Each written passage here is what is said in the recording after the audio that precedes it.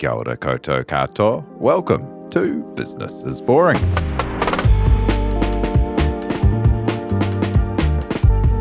You would have seen in the news all kinds of stuff about the tariffs in the States and what it means for US-China trade and people trying to sell things in America. We thought we'd get on one of our favourite guests across the podcast's run, Jon Reed, CEO and founder at Compostic. He has this amazing business that is on the shelves of Whole Foods and a bunch of other massive retailers in the States, selling his home compostable cling film, kitchen bags, and other products.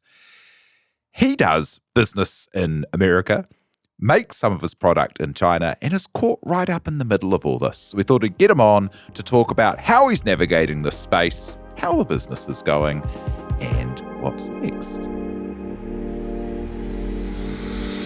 Makwe, thank you for being here. Thank you. Good to see you. Hey, so first up, let's kind of like cover off the origin story a little bit of Compostic to refresh people or catch them up. How did you first come to the space of wanting to make compostable products? You were like maybe the first one in the world doing the compostable cling wrap. Yeah. And how did you get that going? Really weird, Simon. Really weird. I don't know. I think it's a pretty interesting one. I mean, I don't have any history or experience in this industry, or even CPG, or environmental, or manufacturing, or science. I don't have anything. I think it was like originally it was just this. There's a problem, which is plastic, and I think I was fortunate to not know how much of a problem plastic was until I was in my mid-20s. So that. It was like, it hit me like a ton of bricks, how stupid it was that we produce so much plastic and everybody knows, apart from me apparently, that it's so bad for the environment and so on and so forth. And I guess that spurred action, interest, research, trying to work out like why we use so much of this stuff. And the reality is like the product itself, plastic, serves a really important purpose in terms of, particularly in our space, right? Like, keeping food fresh and not letting food go off and reducing food waste and all these other things. And it does its job fantastically. Cling film is a fantastic product. The problem is not the cling film. The product is that it's made out of plastic and doesn't disintegrate for 500 years.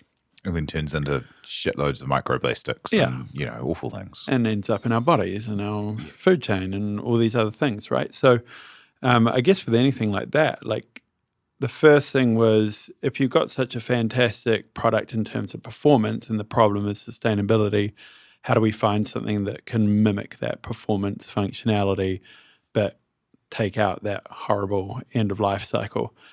And so for me, it was an interest thing. It was never supposed to be a business idea until I started getting deeper and deeper and, looking at different materials and why they might fit, and then finding out that they might not. They might not be as sustainable as they were advertised, and then eventually coming to compostable and realizing that, hey, this may be the miracle material that solves this problem, and then just pushing further and further in it. And I think part of the advantages that I had was not having any of that experience, right? Because if I was going to do it again today, I'd see all the barriers in my way and go, no way, I'm not doing all that work.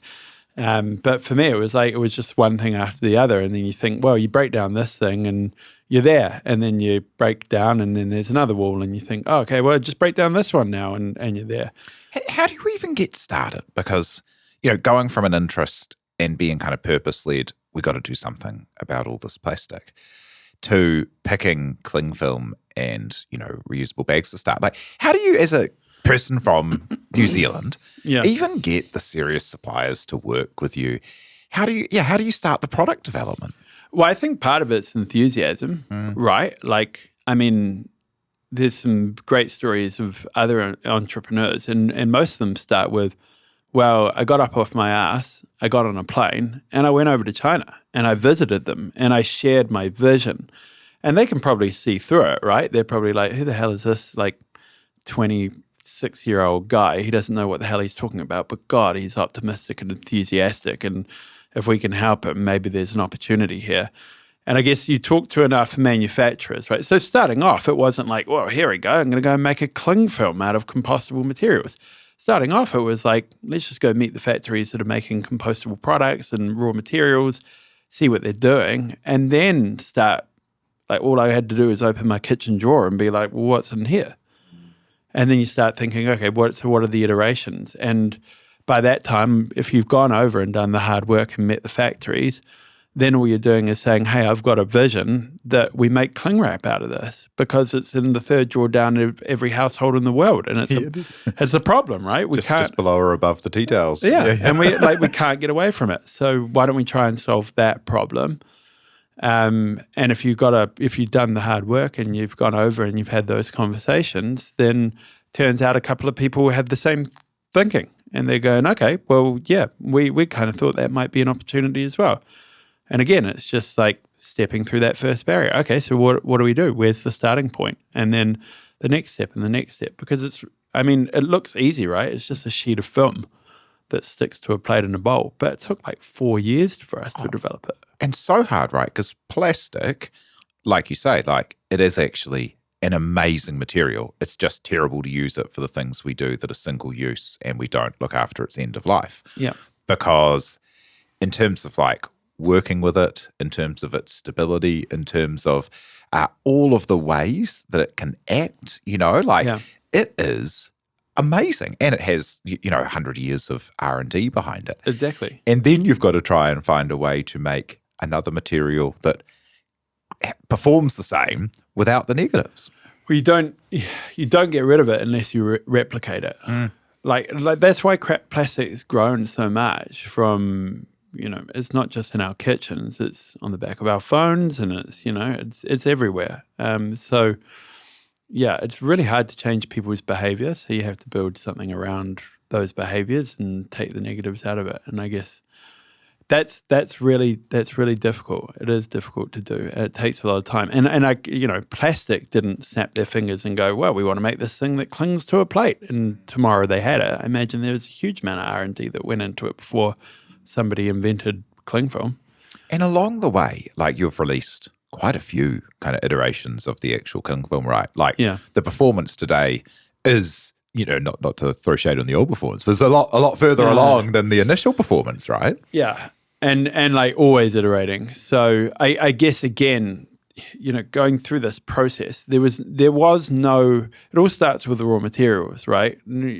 Someone makes a raw material and they have an end of, they have a final product functionality in mind. So they're trying to build that raw material to best fit that end functionality. Well, no one had done that for cling wrap.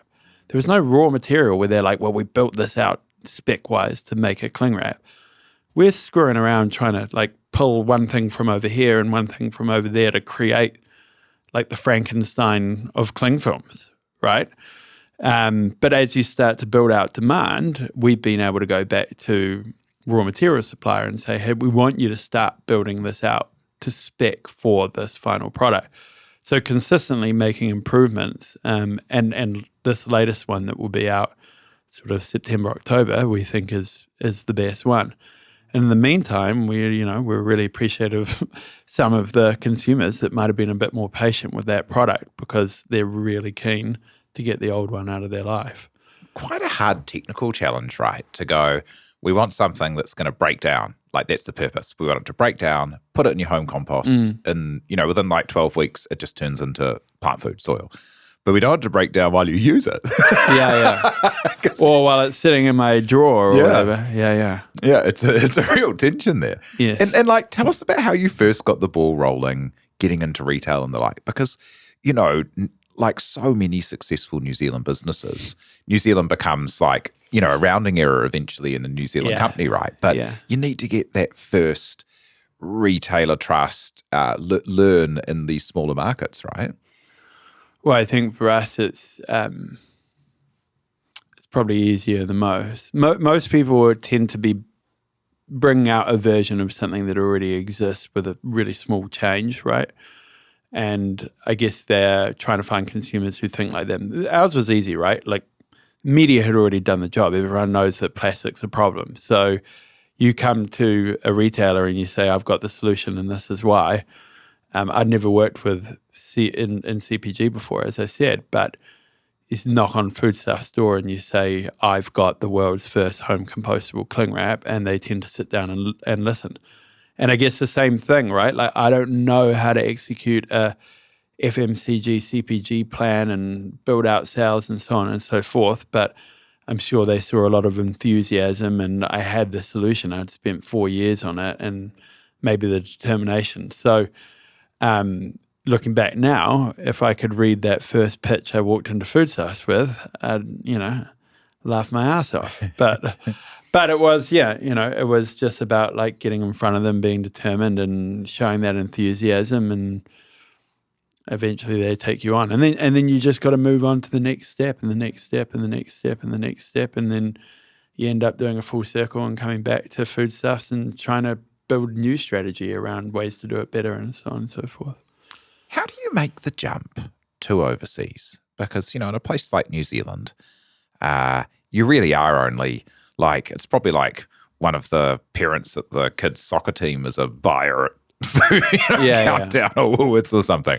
But in America, there's not, or in bigger markets, it's not as easy to get connections to people, right? And there's so many more businesses going after their attention. Yeah. One thing I would say is don't underestimate the cold call. I think we put America up on the pedestal a little bit in terms of their retailers. Certainly in this industry, people see it as the be all and end all. And so don't approach them because what if they say no? Or how do I take that first step? I don't know, just go on their website, go on LinkedIn, find the buyer and contact them. That's it at the end of the day. Keep trying. If you sit back and go, well, I don't have an in yet, I don't have a warm intro, you never talk to them, you're never going to get an opportunity to get in there. But so for me, this was always the play. The play was always going to be America. I think, if it weren't for COVID, we might have got there faster. It's like anything, right? Just take that first step. Cold call. Call their offices. There's a phone number listed on their website.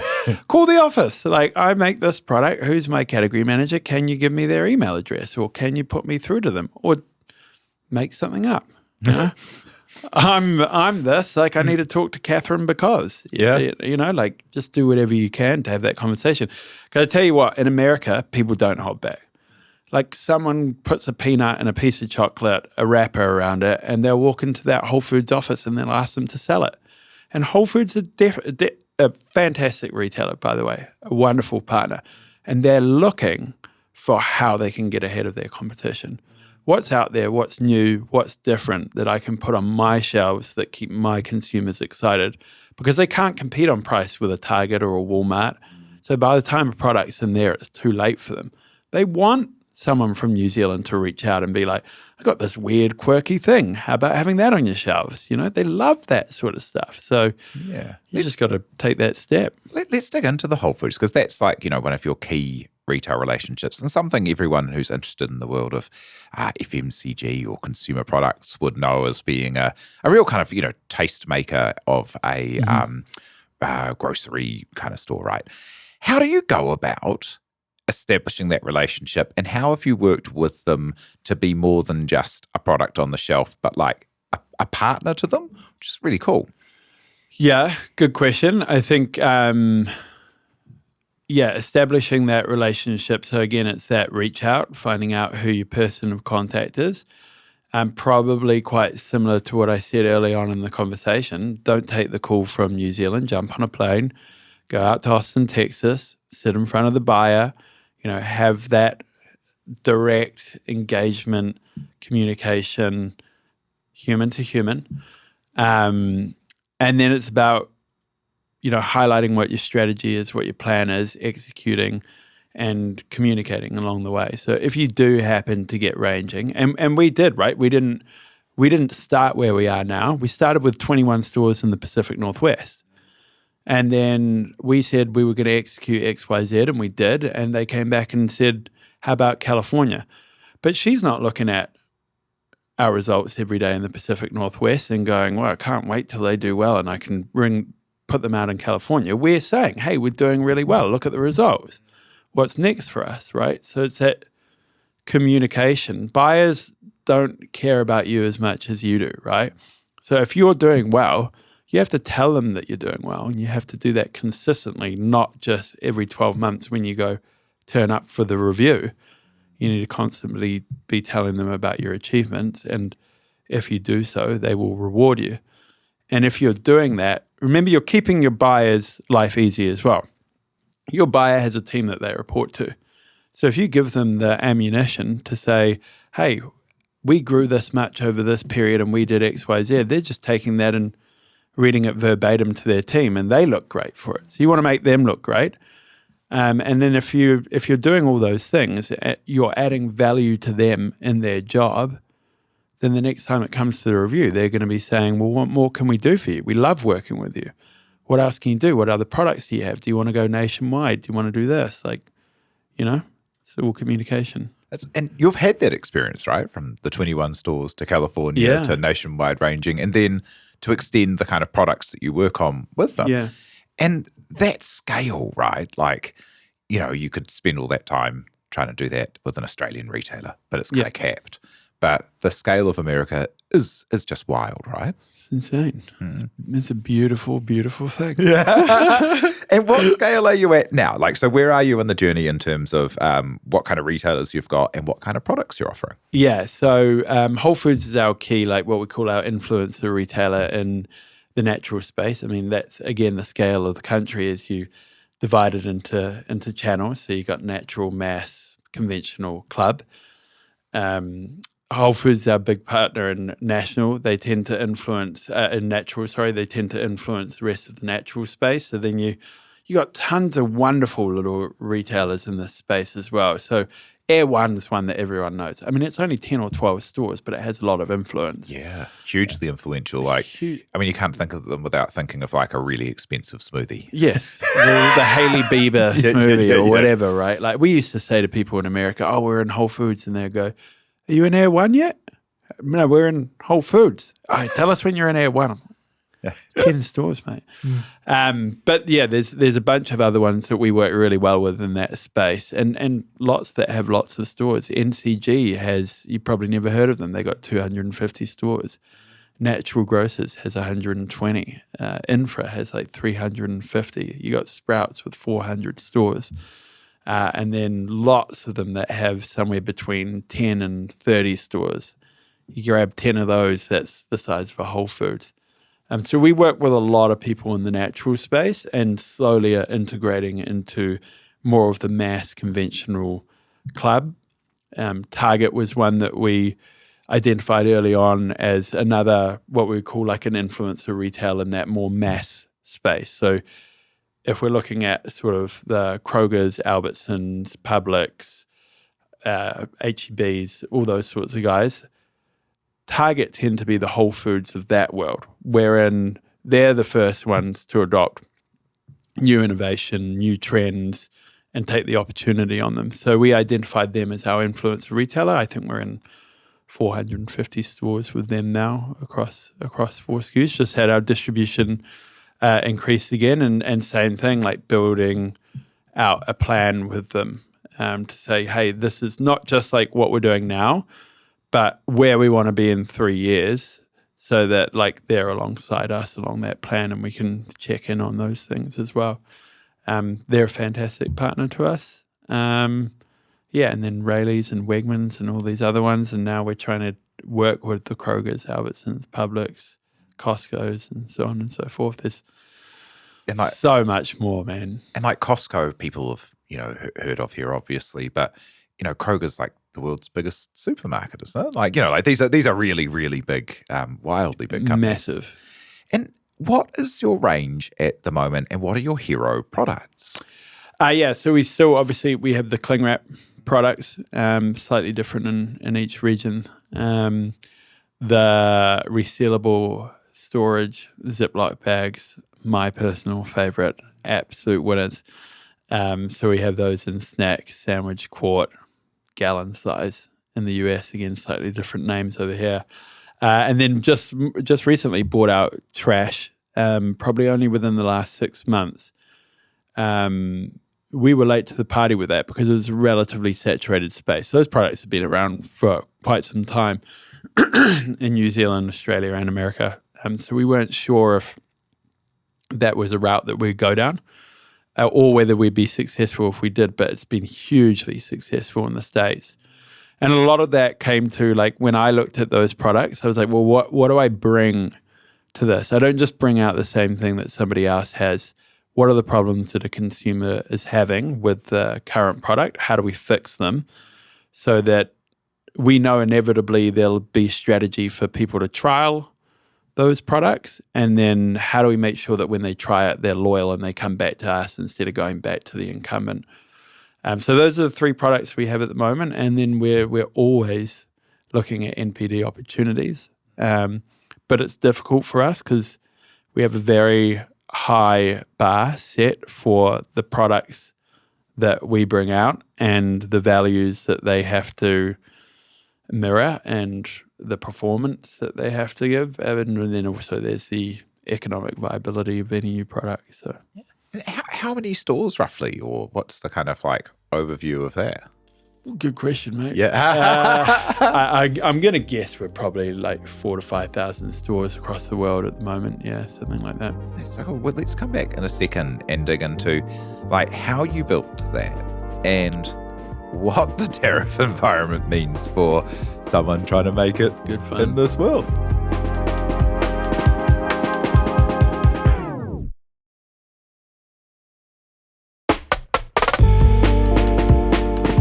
So, I mean, that's, staggering, like, to be in thousands of stores and, like it's been obviously a lot of work, but pretty quick also in terms of like getting a really strong beachhead in some of the best retailers in the States. How do you go about doing that when you've got a new product from a brand they've never heard of with a new kind of like use case as well? You've got to change their behavior from, what they've always done. And you're competing against some very big brands, right? Like in the cling film and sandwich bag space. Like they are massive petrol companies, chemical companies that spend hundreds and hundreds of millions on marketing. Pretty big challenge. Yeah, I guess part of it is the media has done a lot of our work for us, right? Again, there's been so much noise around the problem of plastic. And I guess to some extent, we've been fortunate that the giants in our industry have gone down the route of defending their position as opposed to trying to find a solution to the problem, which isn't surprising in some ways because you can't come out and say, we are the problem because it's going to take 3 years to find the solution, right? So in the meantime, you defend your position and you say daft things like, it's not the product, it's the way we treat it at the end of life. It's like, okay. But yeah, how do you go about it? I guess the key thing I think is building a really great product. So to your point, trying to incorporate as little behavioral change as possible as people are making that conversion, because it might feel small, but it is a big leap. We've all done it, right? We've all bought something new to make ourselves feel better or to improve on the environment or whatever it might be, only to find out that the thing's bloody useless. And of course, you're never going to buy it again if it's useless, right? So you want to minimize that behavioral change and have a real, have a really high functioning product. And I guess in the first place, like in terms of educating people around it, there's different steps along your journey, right? And who you're trying to get on board at what stage, depending on awareness of the problem and awareness of the solution and what that means. And so for us originally, the problem was taken care of. So people are probably looking for solutions. And the education piece was more around the sustainability of the product and what is compostable. So maybe I don't know what compostable means, but you helped us with this. And that was like, how do we compare it to something that people do know and do relate to? So I'll break down quicker than an orange peel. Well, that's pretty straightforward, right? Unless you just came from Mars, you know what an orange peel is and you know that it breaks down and it's okay. Yeah. So yeah, trying to simplify that message. Because I personally believe, particularly in our category, every category is different, right? But in our category, it's relatively boring, and people are looking for the solution when they're shopping. And so that's like our biggest asset is our packaging, realistically. And just standing out and being a bit more friendly on shelf and a bit more engaging. Like, I mean, times that I've gone, because we worked, very early on the packaging for the cling film and, some of those initial kind of things. And when I walk into a store in the States and see it on shelf, pretty similar to what we worked on, it's such a buzz. Like, it must feel amazing when you wander through some of these stores and see a great display in Target or Whole Foods or any of these great retailers. Yes. Does it these days? I think I've become a little bit numb to it. Certainly the first couple of times. Whole Foods was the be-all and end-all for us originally. And then that excitement dies down and you got new challenges to face. But it is super exciting. And I guess to your point, there's some really basic fundamentals. Again, targeting the consumer that you want to get. We don't need to we're not going to convert everybody, right? We're a premium product. So who's going to pick it up first? Well, the people who are looking for something more sustainable and who are willing to pay that premium for it. So you want to give it a premium feel, and you want it to stand out as sustainable.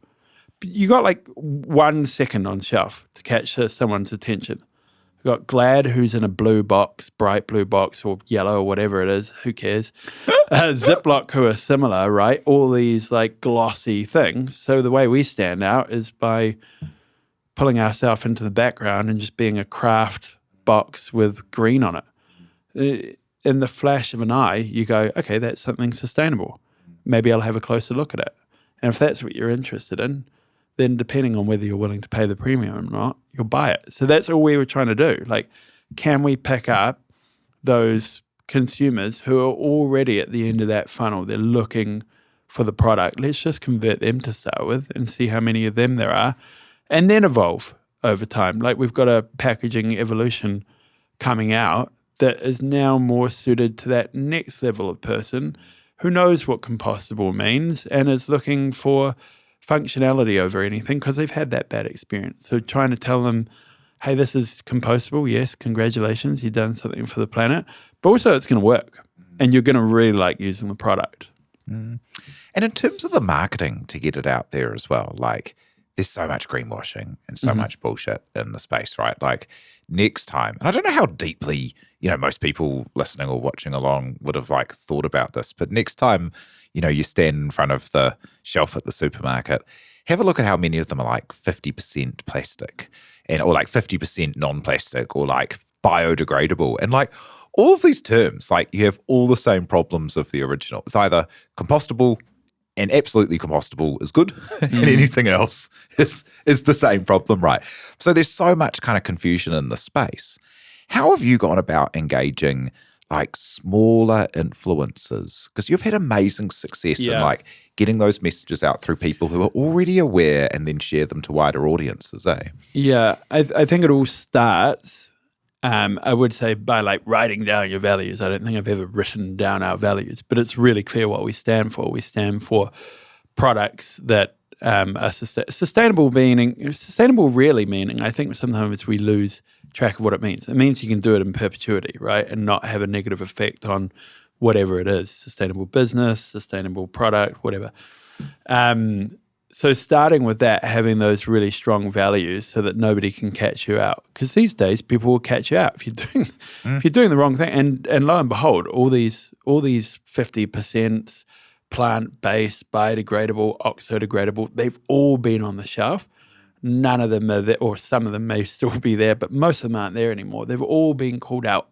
Ocean-bound plastics is the latest one. They all get found out. So you start by having those strong morals, ethics built into your product and your brand, and eventually that cuts through.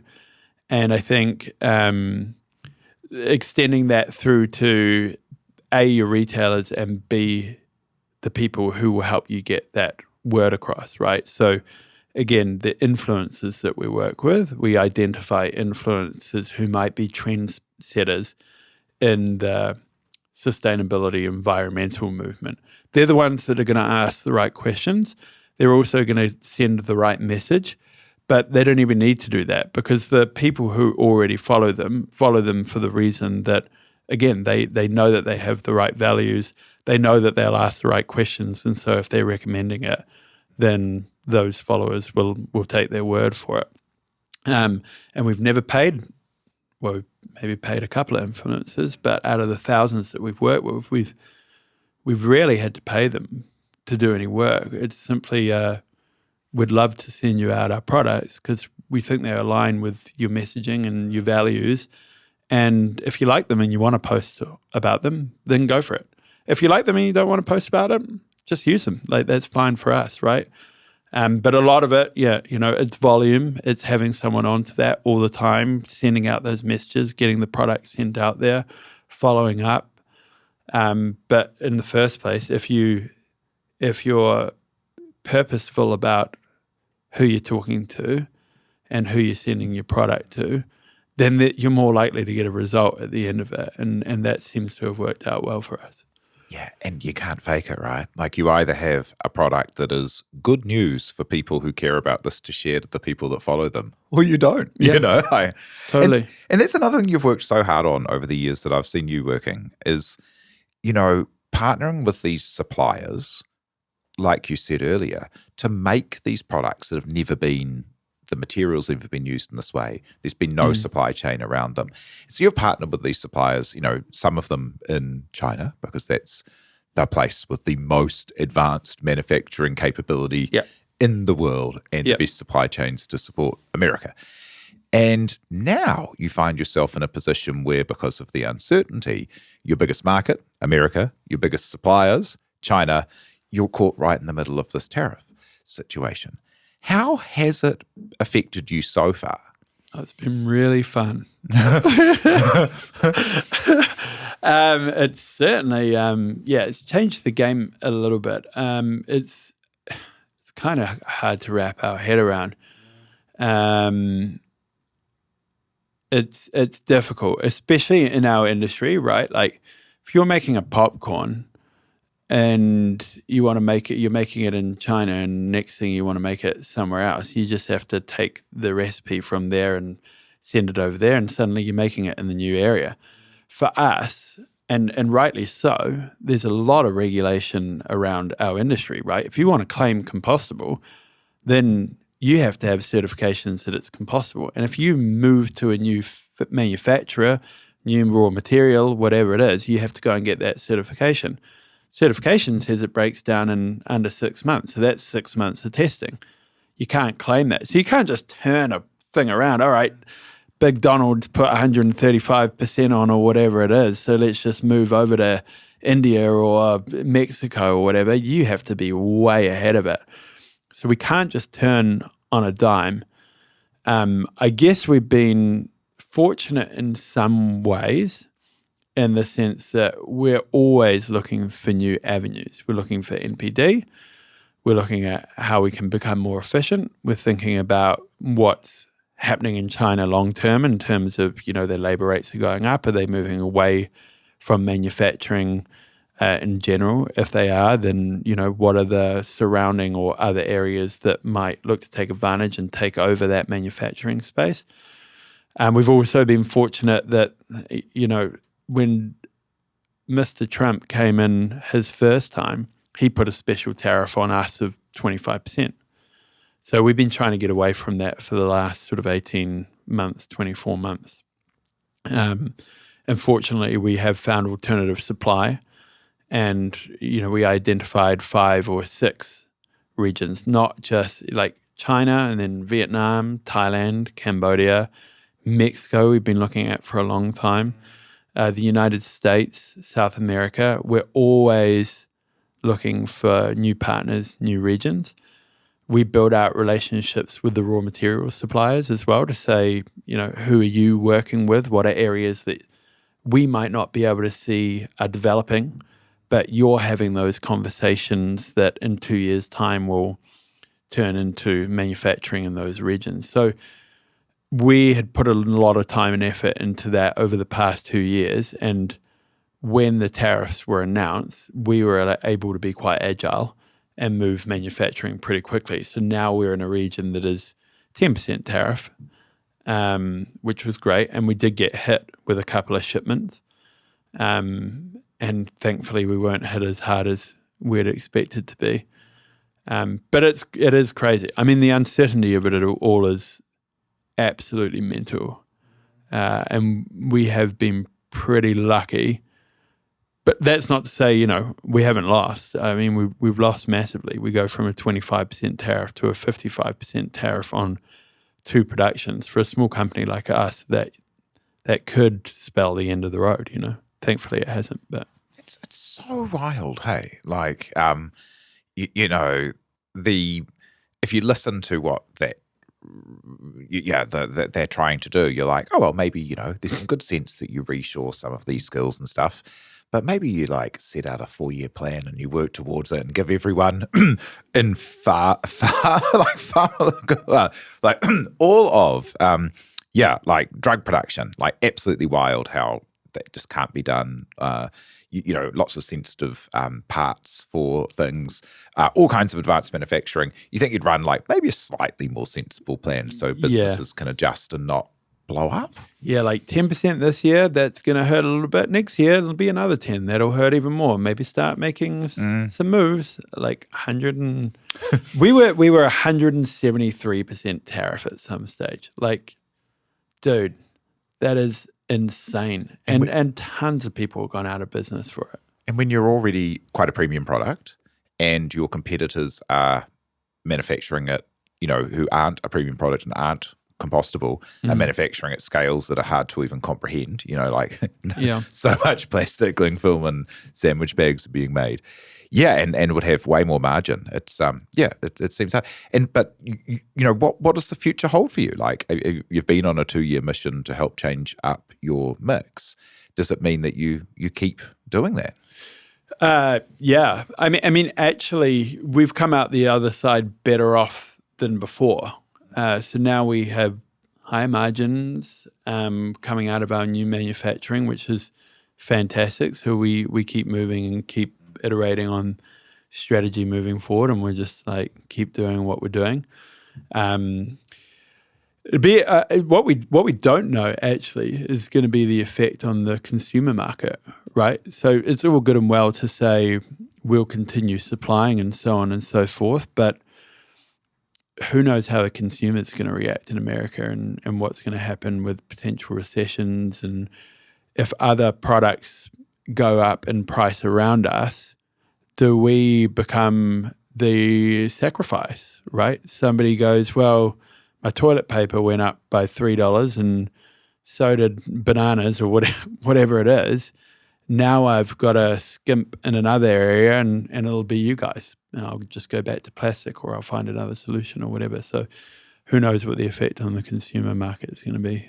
There's a lot of other things we don't consider that tariffs might have an effect on, Oh man, super hard times. And then what comes next for you? What's the kind of where do you see, outside of this kind of thing? Because I guess it's kind of like the weather now, right?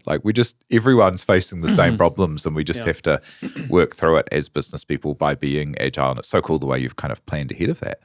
But where do you see Compostic going from here? What are your plans for the business? And, you've come so far, but still there's so much market share and so many places to go and so many other product lines available, right? Yeah.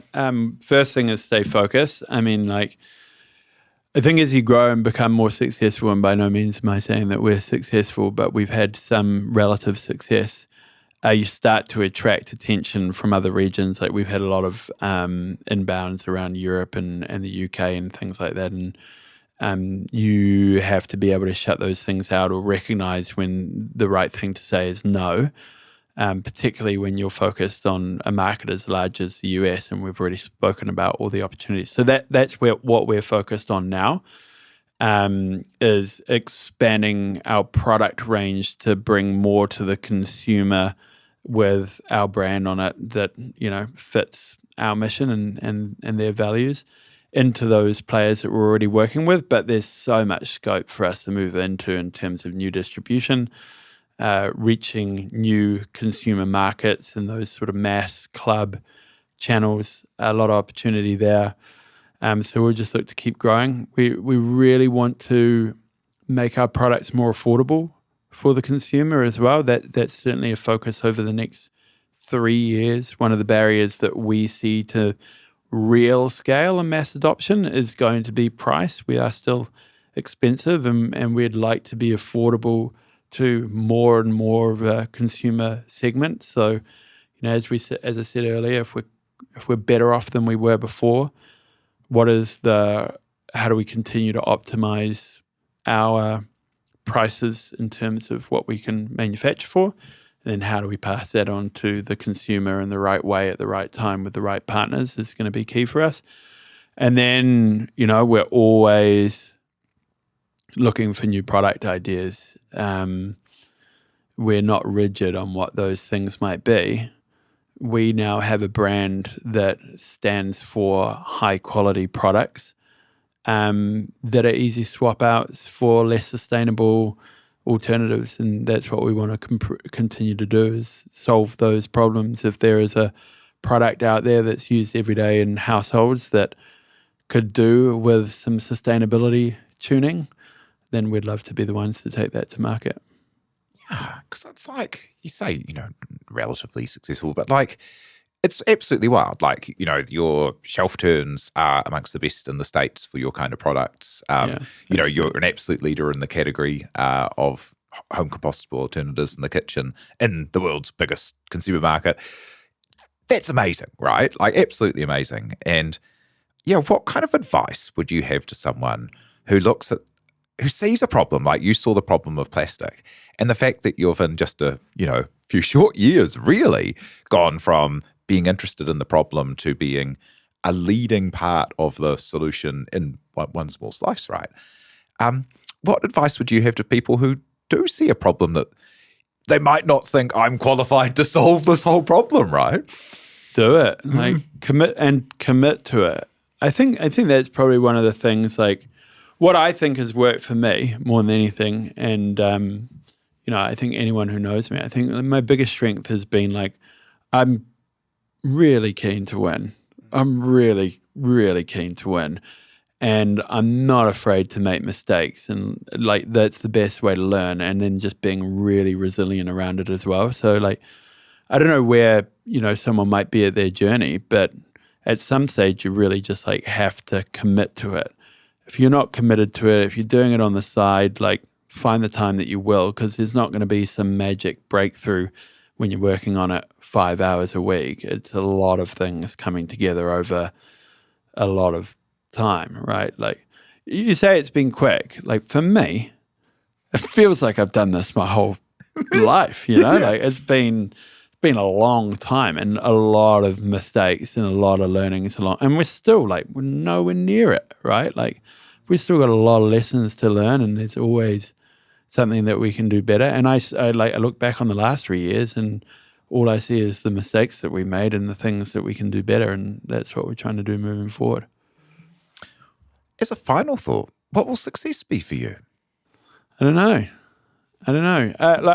I think I for this business, what I really want to do is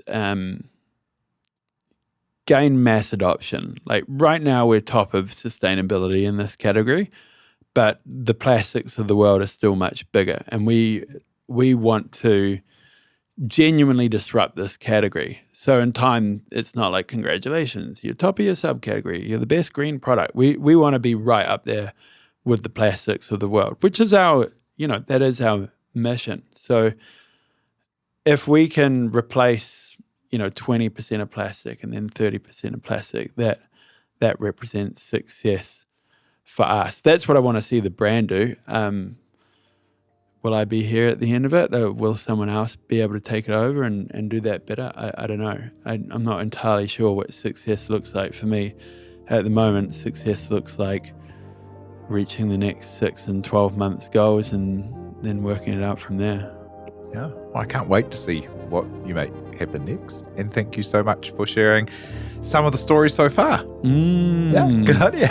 Thanks so much to Jon Reed of Compostic. Thank you to everyone who helps make this happen, like our producer, Te Ahe Butler. And thank you for having us along in your ears and listening. If you like what we do, please do rate and leave a review. It really does help.